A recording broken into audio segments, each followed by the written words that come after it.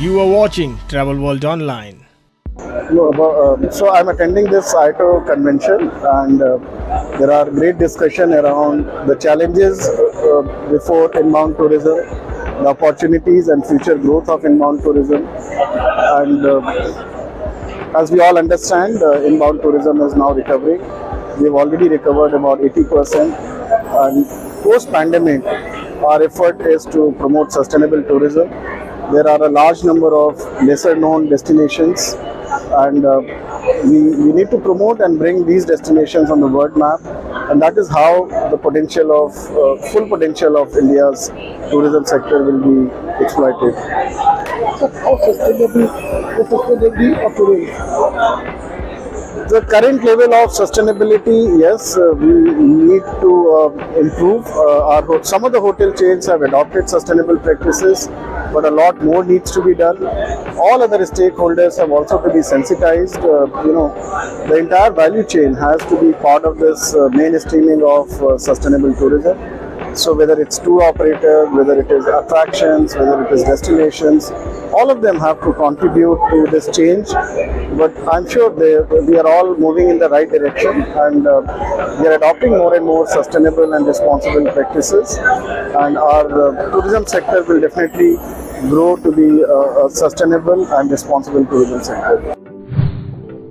First, I want to congratulate ITO, EC and the President Rajiv for a fabulous session as always. The support of the political and the bureaucratic administration demonstrates how tourism is becoming increasingly important. What's also critical is that the number of topics which have been discussed are obviously very important. The key thing now is how to implement them, and I think the key aspect about tourism is the fact that tourism is a jurisdiction of many administrations across, either in the state level or the central level. So it's very important that all the points that have been discussed come on the wavelength of the local administration or the state level or the central, so that it becomes a shared vision for all of them to implement. And then, as industry, we need to ensure and also follow up that the points which have been discussed are in motion and are being implemented, or there's a timeline to implementation. Hello, good morning. I am Yuvraj Padole from Madhya Pradesh Tourism Board, and we are happy to be here in ITO Convention, Aurangabad, which is the 38th edition of ITO Convention. And the objective of participating in these kind of conventions is to promote the tourism products of the state. And when we say to promote the products, that means we always like to showcase or present the state and its tourism activities in front of the tour operators, travel agents, media, and people who are interested to know about it. And this kind of updation of activities and the events which we are doing in Madhya Pradesh is very, very important, I feel. So this year, to tell you about the recent things, we have curated some tourist destination promotion events, and we call them festivals. So Chanderi Festival is one of them, which is going to be held in this month only, from 5th of October. And this is to promote the textile. Chanderi Textile is a small village, and which is very well known for its fabric, and to promote these kind of niche tourism products, textile tourism, and also to provide them a kind of exposure. The government's objective is to win the situations in three folds, like providing the employment to the local communities, and they also feel their involvement in these kind of festivals, bringing the media and tour operators to that destination so that their destination gets uplifted, destination gets promoted, and also to support people, their socio-economic standard of life. So we have selected few more festivals like this. Besides Chanderi, we have Gandhi Sagar Festival, we have Jal Mahotsav, we have Mandu Festival, we have Porcha Festival. So there are many events which are consistently going on in Madhya Pradesh. And not only these kind of events, but we also organize some activities like Monsoon Marathon in Pachmadi, like heritage walks, like cycling expeditions, biking expeditions. And we always tell people that it is absolutely safe to travel in Madhya Pradesh, maybe a solo woman traveler or ladies group traveling or senior citizens. I was conducting one session in the morning, the first session. It was on connectivity, air, road and rail. It was a wonderful session. We had some very eminent panelists in our session, and they gave their very wonderful insights and recommendations. And I'm sure it will be good for the future. We were talking of connectivity of roads, and as we all know, the road network in India is really increasing, and the highways are getting extraordinary. We spoke about the Crystal report, which says 30 to 35 kilometers of highways are being constructed every day. And as per our Honorable Mort Minister, Mr. Nitin Gadkari, he has assured us that the speed of the highways will be almost 40 kilometers a day. We also spoke about the new rails, the Vande Bharat Express, the new the revamped railway stations. We spoke about airports, we spoke about connectivity by flights, the Udan scheme, and so many new airports are being made and or improved, including Delhi, Mumbai, Chennai, Bangalore, Kochi, Hyderabad, and many new airports being constructed in the Tier 2 and Tier 3 cities, which is a very positive sign. The eminent panelists discussed about this. They gave their very, very valuable viewpoints and inputs. It was a wonderful session. Takeaway from this 2-day session, I can say that one was the plus point. I spoke for the drivers. Everybody knows that driving is the toughest job in India or anywhere in the world, I can say that. And the social status of driver is also not taken into consideration. And especially the kids or even the drivers also, they don't think the kid becomes driver, or kids they don't admire to become a driver. So we need to do a lot of things for the drivers. Plus, if we really want to be on the roadmap on the world in terms of tourism. Let's say the Paris getting around 40 million tourists in a year, London getting 30 million, New York getting 60 million, and India is getting minuscule, just 6 million in a year.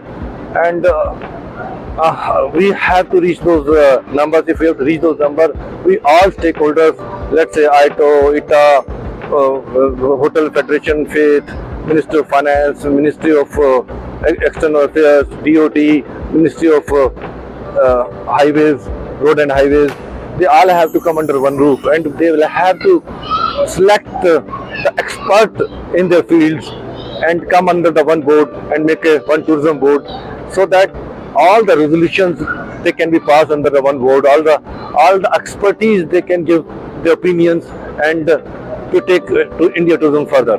I am very optimistic. We have got really huge potential in terms of tourism in India.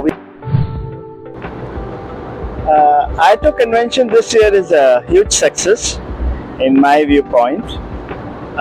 The attendance, the participation has been overwhelming. I was personally not very optimistic in terms of its location and access and the flights, but the delegates have been, they have attended in huge numbers from all the corners of India, and the deliberations have been very, very successful, very positive, very educative. Don't you think connectivity is a little issue? Connectivity is an issue, but that is the whole reason why we are here. The Aurangabad was there in our itineraries some 10 to 15 years ago, and then it was sidelined. And now we have brought this convention with this objective that this comes into forefront, and as the demand increases, the connectivity, the hotel accommodation, the infrastructure will also come by. We have discussed with the hotels and the airlines about restarting the same enthusiasm, same thing about this city again and bringing back this city, Chhatrapati Sambhajinagar, to the tourism sector once again. We have discussed with the airline, different stakeholders, and we had the nod from the government that they will definitely do something for this city. This city has a lot of potential. Not only this city connects to other cities also like Nasik and Mumbai.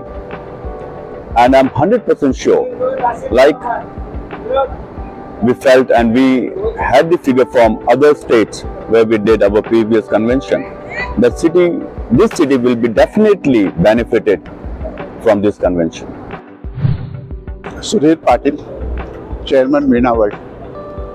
I'm very happy that I'm in Sambhajinagar, Aurangabad, in attending IATO convention. This is the first time IATO convention happening in our Maharashtra state. So I'm very proud and happy to receive all IATO delegates here. Good interaction. Last 2 days, very good interaction here. Lot of sessions attended by all delegates, and we have a lot of deliberations about tourism, inbound as well as domestic tourism. This is first time Maharashtra is projecting to all the IATO delegates Maharashtra in true sense. So I'm very happy and look forward that all delegates will take in good spirit and try their best to promote Maharashtra to inbound tourists as well as domestic tourists also. Thank you very much. You attended almost all the sessions.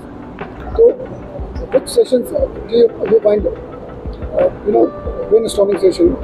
All sessions were very good, educative and interactive.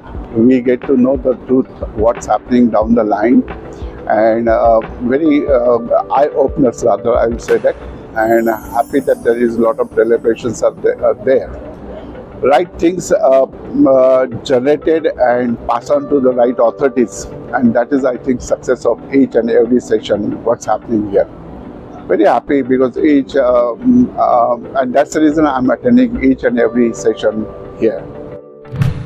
Hi, I am Ravi Gosai, Vice President IATO and Managing Director Airport Travels Private Limited. We are very happy to have IATO convention this year in Chhatrapati Sambhajinagar, which was formerly known as Aurangabad. And I'm sure after this Aurangabad will get facelift and it will come prominently on itineraries, because all the tour operators who are visiting here, they will go back and they have seen Aurangabad. Many of them seen Aurangabad after so many years. So for them it's a surprise that the city has been very clean up and came out as a urban town now. Hotels are very good, they all are renovated, and I'm sure and also the transport is very good here. I was not expecting in the beginning because it's not that popular city like in other places. So I'm sure when the demand will increase, then you will have more flights and more hotels will come up. And thanks to Maharashtra Tourism that they have invited us to Aurangabad. Talking about your session, what was the outcome from your session? I conducted one session on technology, because we cannot think tourism without technology in future. So even when I'm talking on this phone, this is also technology, when it will go digitally to all the people around the world. So we all have to understand and learn that how we can implement technology in one or another way. And there should be a beginning somewhere. So this is what we talked about in the session, and it was very fruitful session. We had two technological guys on the session, and I think conventions are always, our annual conventions are always good for the destination, and I'm sure in next 2 to 3 years we'll see 20 to 30% growth in inbound tourism to Aurangabad. In an exclusive interaction with Radhika Rastogi, Principal Secretary, Tourism, Government of Maharashtra, highlighted the rich tapestry of tourism experiences the state offers to travelers. Maharashtra has a variety of experiences for the tourist. We have aquatic tourism, beach tourism, caravan tourism, which is picking up now. We have eco-tourism, heritage tourism, educational tourism, and if somebody is interested in food, then culinary tourism. And given that it's a very huge state, The cultures are very diverse from each. Vidarbha is different, Marathwada is different, Western Maharashtra is different, and coastal Maharashtra is very different and distinct in the way you can see it's in the food, in the way they dress, in the way they speak, in the way the traditions have evolved. So I think for the tourists, there are a lot of things to explore. More than 350 forts, each with its own unique story. Some of them are inside the sea, some of them are on the mountains, and some of them are on land. Some of them have underground tunnels. You know, a whole lot of wonderful, history related to Shivaji Maharaj and other rulers of Maratha rulers of Maharashtra, and really exciting ones are there. And many unheard of, architectural marvels like stepwells across the state are there. These need to be explored. In fact, Maharashtra has always been a water-stressed state. So the beautiful architecture around these stepwells is to be seen, to be believed. Not just in Gujarat. People go to Gujarat for stepwells. You should see the stepwells of Maharashtra. You should explore the trekking routes in all our Western Ghats, Sahyadri ranges, and our beaches. There's virgin, pristine beaches. These are, seen to be believed. We also have hot water springs across the coastal line. Even the journey on the Konkan, railway is a beautiful experience. Just sit, relax, and watch out of the window. You have to do nothing. And our homestays, authentic Maharashtrian feel, agro-tourism, connecting back to the roots, learning about, agricultural practices, especially for the children in urban areas. I think really lot of these. And we also have a lot of festivals. This January, from 3rd Saturday to 4th Sunday, and these are fixed dates for every year. In January, starting on 3rd Saturday up to 4th Sunday, 9 days of pure Maharashtrian experience, Mumbai experience, showcasing to the whole world. There will be something related to culture, something related to heritage, something related to industry, something related to textiles, something related to the Mumbai experience. I think it's seen to be believed, and we welcome all the tourists. Two things. When you're talking about a lot of things, people go internationally for wine tours, which we have. We have for those who love the wine tour. There's a huge wine cluster in Nashik. We have in Sangli, Satara side also, but and each has their own distinct brand, starting from Sula to all the others. The small brands are also beautiful. You can sit, in their vineyards, watch the vineyards, and then have a taste of the wine. It's again very typically Maharashtrian. Yeah. Second, you have got Jyotirlinga. Right, I've been to this Jyotirlinga, but sorry to say, close to the temple infrastructure. Yes, we are trying to improve it. In fact, Triambakeshwar we are developing in association with Government of India. The funding is coming from there. It will take time for us. Actually, the way the temple, the surroundings have evolved, we'll need to acquire land, create facilities. And that's a slightly difficult thing, but still we are drawing out master plans for most of these pilgrimage centers and trying to develop them. Do you think close to the religious places, there's a need to decide what shops should open on the main road while going through, and what all they should, even if you have a shop, say meat shop, you're bakra tanga, मैं पूजा के लिए जा रहा हूँ, मुझको vomit है. To be honest, and this is happening now. Yeah. All religious places. I've been to Triambakeshwar. Yes, actually we are trying to sensitize all the stakeholders. See, tourism is a sector which requires everybody, the locals, the shopkeepers, the taxi drivers, the local administration for cleaning, maintaining cleanliness, the temple trust people. Everybody has to play their role. It is not just tourism sector per se. We are trying to, nudge them to make it very tourist-centric, pilgrim-centric, so that they have the best of experience. But yes, behavioral changes will take time. True. And you are talking of sustainability in this one. What is the need of the hour is to talk about sustainability to the last person on ground zero. Yes. People are really doing.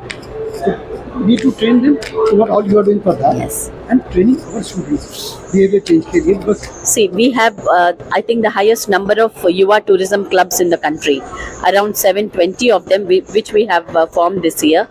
Through them, we want to reach out. See, reaching out, everybody is very difficult. But, you know, these kids, they have the time. And through them, we want to spread the message. And we'll also have sensitization workshop for the other stakeholders. But the Yuva Tourism Club is a good place to start with.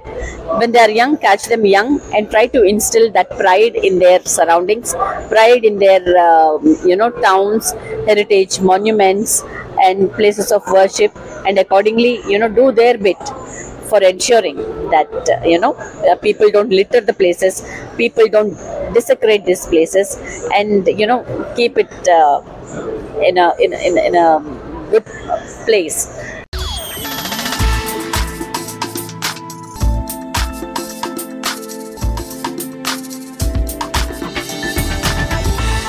You are watching